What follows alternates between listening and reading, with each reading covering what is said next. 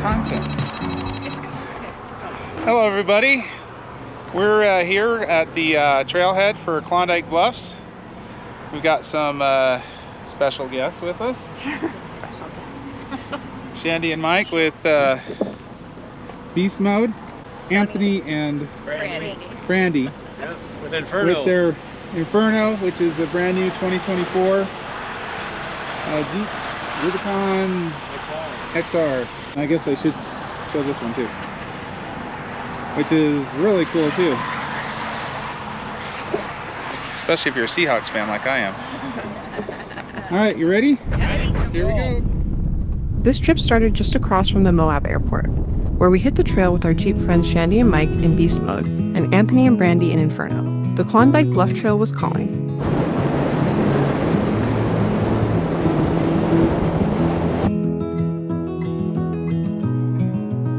Van life.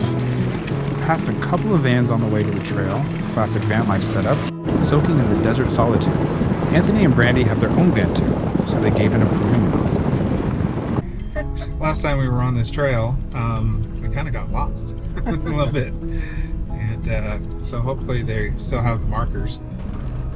I wouldn't be surprised if, because Red Rock is now running this as a trail, that if they come out and put some markers down, because last time when we got on the slabs we were like, where'd we go?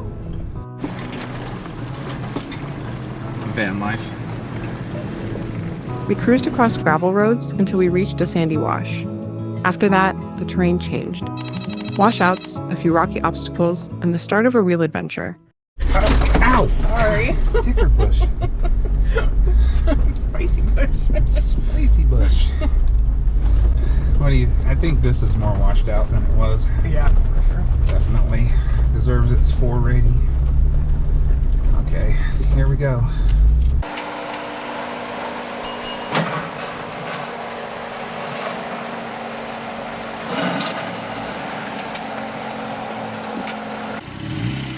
Now turn passenger, or driver. Hard driver.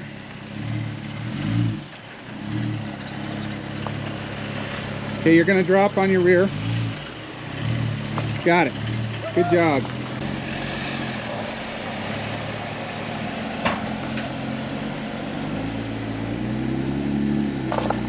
Okay, you're gonna drop.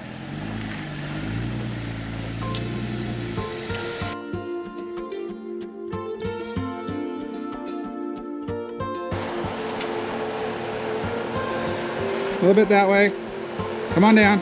You're good.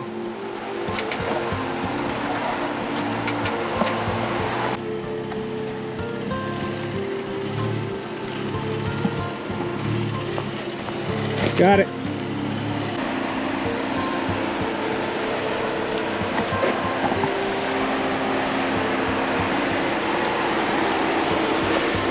Perfect. Oh yeah, there's a bunch around here. Yeah. Yep.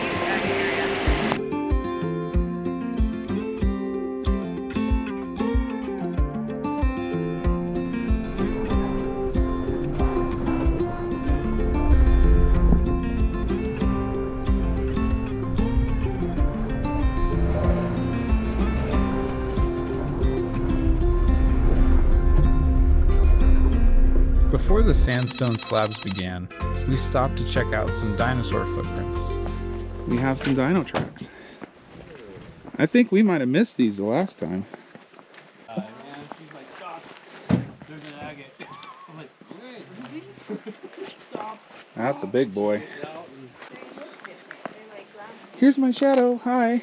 Like that one that you're like, it's a So this is a big one here. Garnet. garnet. Yeah, these are like not a brontosaurus, but That's so great. something similar to that. The 3 toed prints are from meat-eating theropods, and big circular ones were likely left by early sauropods that once roamed this land. Goes everywhere. Right? Yeah, I think some of these have been worn away from some other really good examples. The ones that are like round, those are the heavy guys. One right there too. So it looks like since the last time we were here that they've vastly improved the trail navigation. We have white stripes where the center of the trail is, and it looks like we now have markers, which is much appreciated.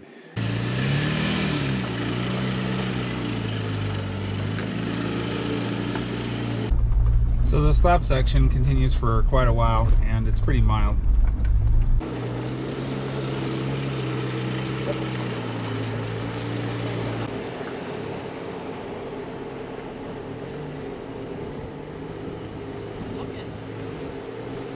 If I don't know we were gonna stop, I would climb out the top and look. More tracks. We have a velociraptor at home if you're interested in checking it out. I always love how my car says push the clutch and press the start button.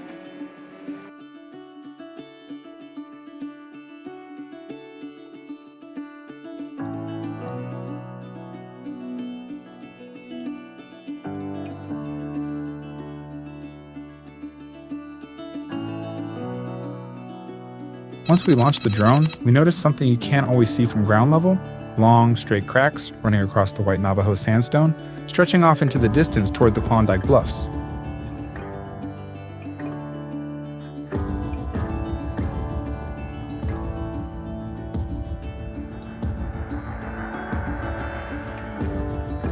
These cracked sandstone slabs might not look like much now, but give it a few thousand years. The long, straight fractures are natural joints caused by tectonic stress and shifting salt beds underground. It's the same process that created the fins and arches in Devil's Garden and the fiery furnace.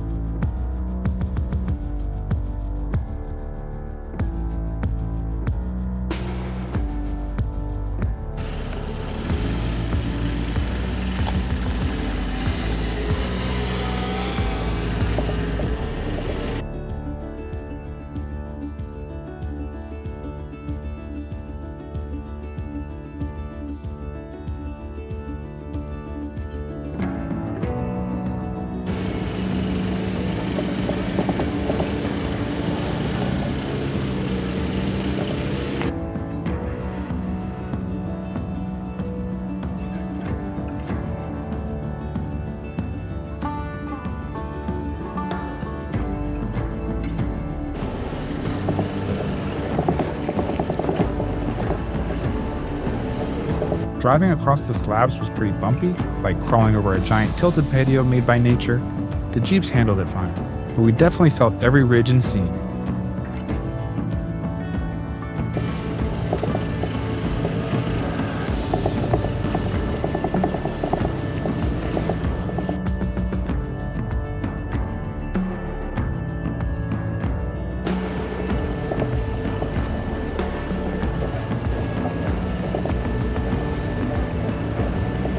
From above, you could see the Jeeps snaking their way across the cracked sandstone like little toys on a giant puzzle board.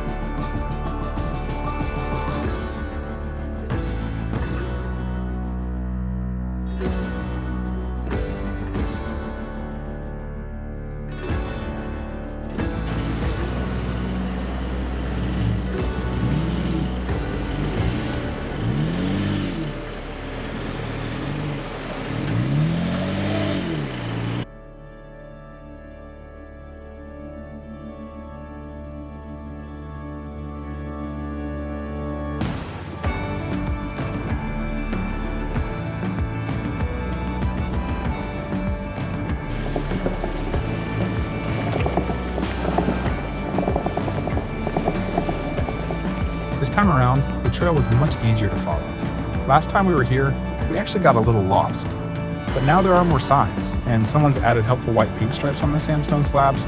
It made a big difference, especially in spots where the trail just blends into the rock.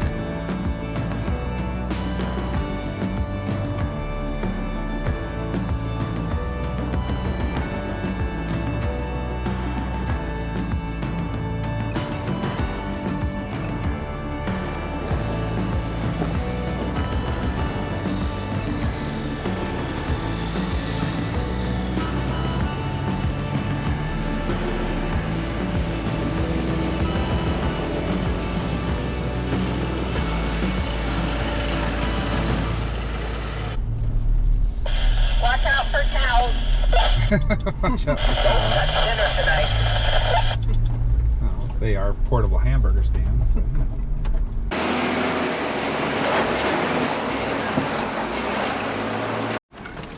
Definitely much better signage now. As opposed to no signage when we were here before. So we're not taking the baby steps. We are. See that red road right there? That's what we're gonna take. What red road? Yeah, see, they painted it red. Painted the roses red. The road's red. This is red. Just before the Baby Steps trail turns and exits the Klondike Bluffs area, we took a quick detour. We turned right and drove to the trailhead of a short hiking trail leading into Arches National Park. We're actually not in the national park, but we're really close.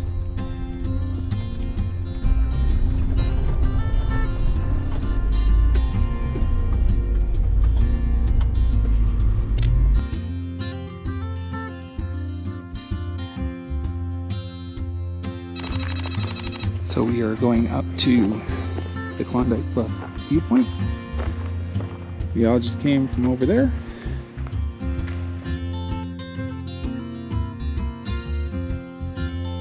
We are now in Arches National Park. Just up around the corner. That's what I was told. We're still going.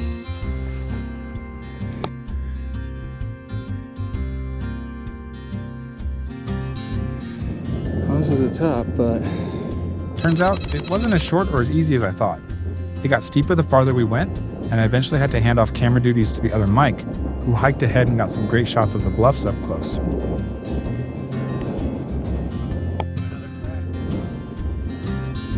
little farther down from where we just were. From the top, you can stand on white Navajo sandstone and look down at the deeper red layers below. It's a dramatic view and a great reminder of just how layered and ancient this place really is.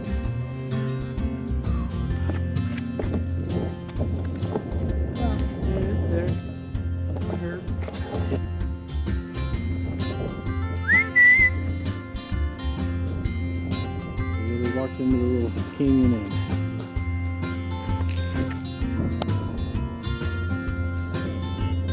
Somewhere over there. Oh, that was fun. Now we get to go to the baby steps. Sounds so innocent. It does. But is it? Once everyone made it back from the hike, we turned around and began our exit through the Baby Steps trail.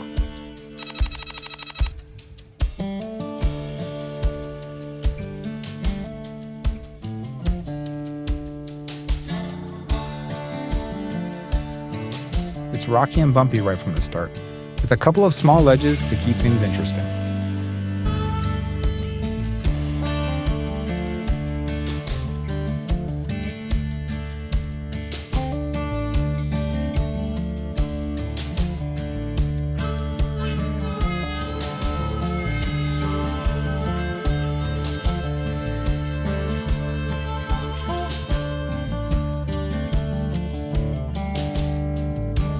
As we gained a bit of elevation, the view started to open up, and we could actually see into Arches National Park.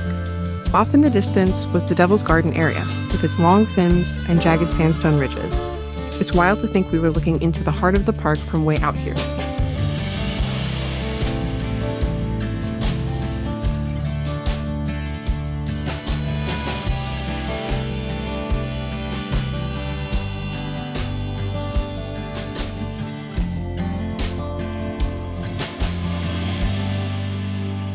The trail snakes down through rocks and shelves, and the drone shots really help show how rugged and remote this section is.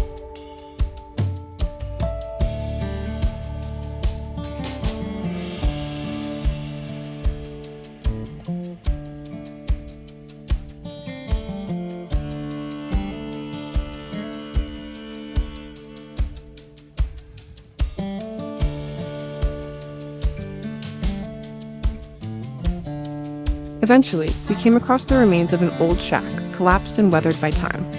It was a cool little piece of desert history tucked away in the middle of nowhere.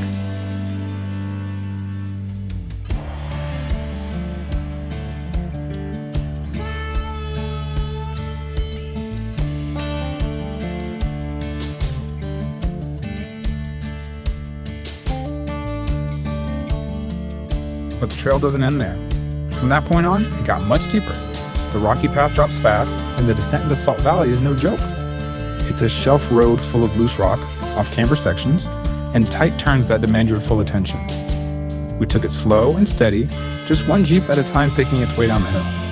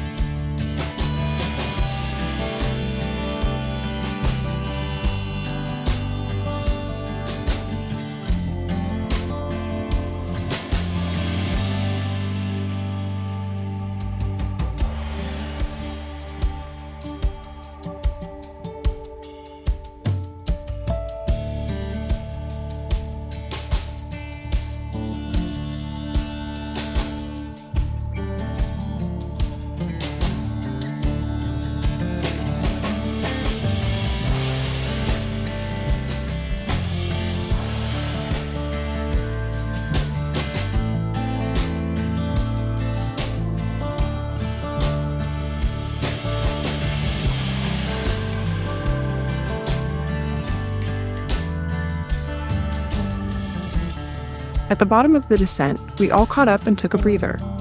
Everyone made it through without issue, and the Jeeps held up great, just dusty and happy. That was the baby steps. Anthony and Brandy stopped and switched drivers again on the way down. She drove. She drove? Yeah. Oh, I thought He you just said. got out to spot her. I thought Oh. they were switching, but Yeah, okay. he got out. But she drove that whole thing. Anyway, the girls all drove down that. The other Mike broke a mirror. With his butt. With his butt. His rear view mirror. Long story. Anyway, we're on our way to Tower Arch. Can't fly the drone anymore. We were outside the national park for all drone footage, but now we're going to be heading into the park and you cannot fly drones there. So anyway, thanks for coming along. Here we go.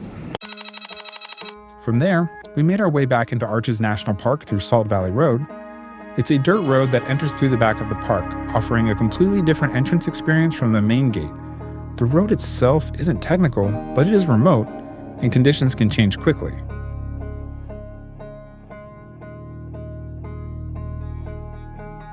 Eventually, we turned off onto the Tower Arch 4x4 trail, a rougher, more scenic route that leads out to one of the lesser visited arches in the park.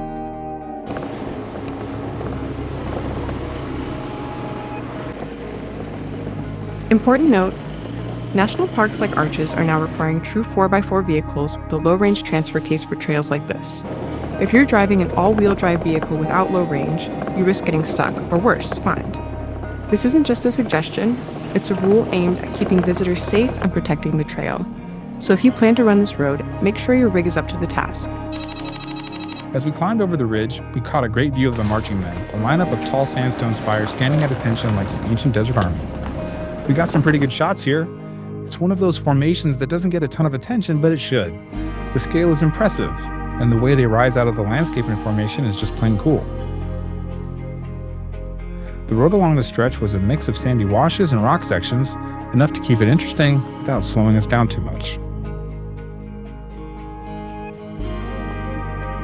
Eventually, we arrived at Tower Arch, a massive, lesser-known arch tucked away in the northwest corner of the park. It's quieter than places like Delicate Arch, and you can actually drive most of the way in before making a short hike to the base. Bill rockpeckers. Making that one up? No. That was a woodpecker? No, they're diamond bill rockpeckers. They make their nests in the holes. This little section over here looks like a ramp, but If you look closely at some of the rock out here, you'll see little holes carved into the sandstone. These are clearly the work of the elusive diamond-bill rockpecker, a highly specialized bird known for pecking through solid rock in search of absolutely nothing. It just does it for the cardio. You won't find it in any bird guide, but trust me, it's out there. Somewhere. Probably judging your tire pressure. If you look at that little tiny arch over there, if you can see it in this, and there's a person standing right there, that's Mike from our party. The other Mike and our group decided to hike down into the arch for a closer look. We stayed back to snap a few photos of him for the memory, or so we thought. Turns out, it wasn't him. Right outfit, wrong Mike. At least someone got a great set of vacation photos out of it.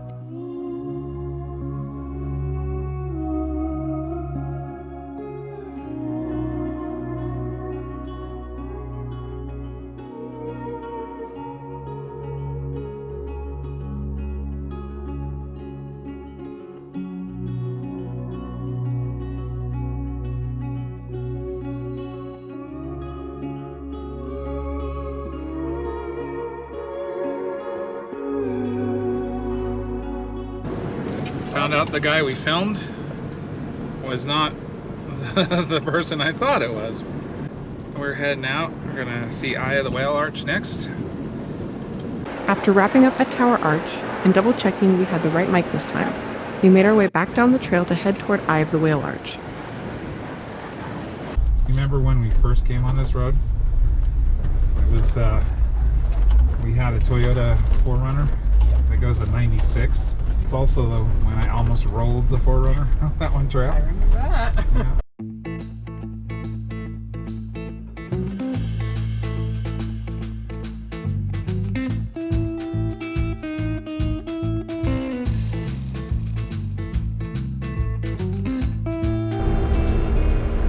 Along the way, we came across one obstacle that made us pause. It wasn't anything wild, but it was just tricky enough that we all got out, took a look, and picked our lines carefully. Better safe than flipped. Keep coming. Keep coming, you're okay. A little bit that way. Keep coming, straighten out. Just let it go, it's all right.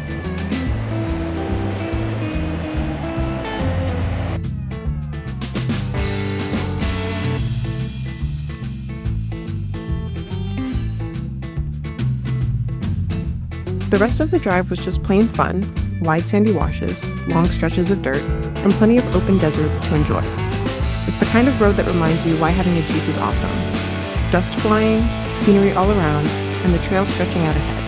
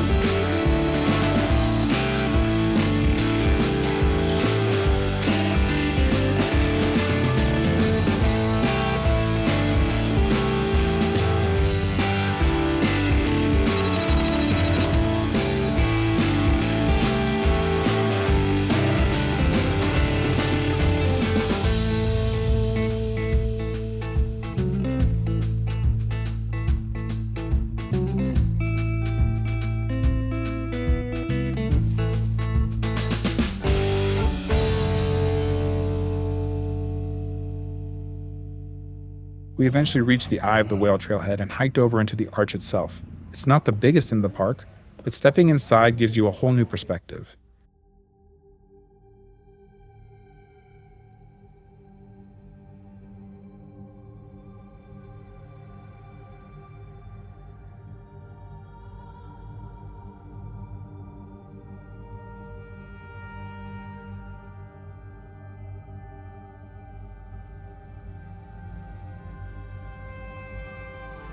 The view through to the other side was especially cool, like nature carved a secret window through the rock. A few other groups showed up not long after us, and to our surprise, it got a little busy. Eye of the Whale isn't much of a secret anymore, but it's still worth the trip. Oh, there it is, Eye of the Whale Arch. Kind of got a little busy. That's cool though. People coming out and enjoying it. It's a beautiful day. Did you guys enjoy it? Yeah? I'm done. Are you tired? Well, we're gonna pop right out at Balanced Rock, and you can either, we're probably not gonna air up, but you can go either way from there. And just go out the main entrance. What did you air down to? 12.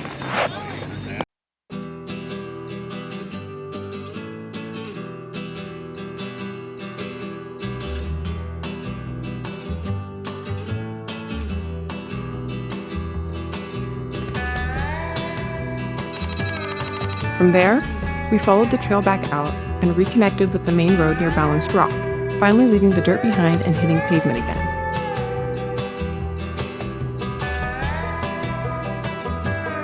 If you like this video, please like, subscribe, and share. It really helps support the channel and keeps Janet Granite Jeep rolling toward the next adventure.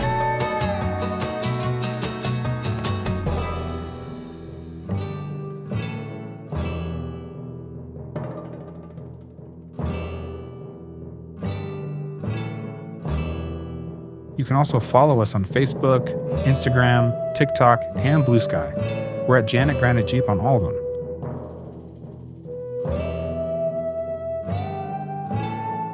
We'll see you next time, along trails we travel.